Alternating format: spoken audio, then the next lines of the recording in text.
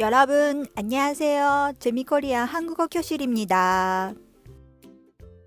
今回ご紹介する一言韓国語は、はじめましてです。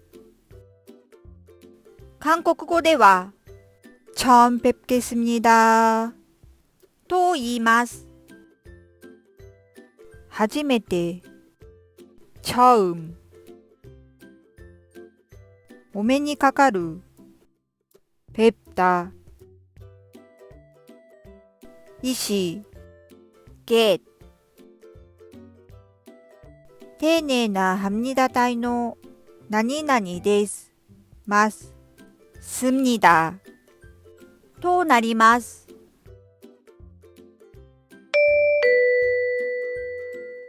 뵙다のビーパッチムを発音するとき、唇を閉じず小さいつで発音する人が多いので、しっかり唇を閉じて発音してください。では皆さん、3回続けて言ってみましょう。처음 뵙겠습니다.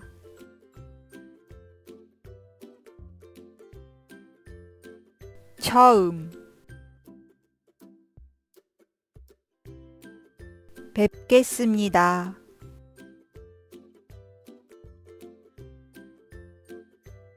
처음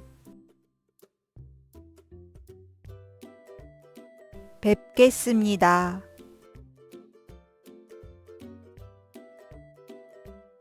처음 뵙겠습니다.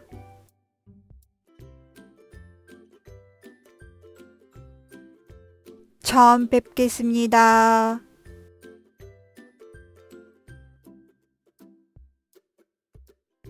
처음 뵙겠습니다.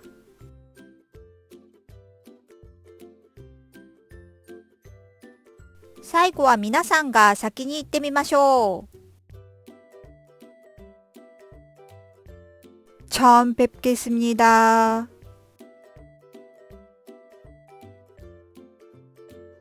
もう一度。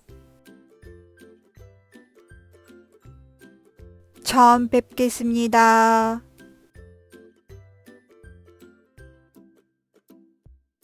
もう一度。처음 뵙겠습니다.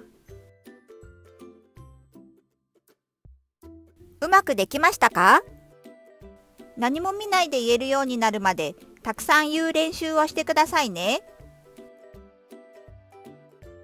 最後にいいねとチャンネル登録を。잘 부탁드립니다.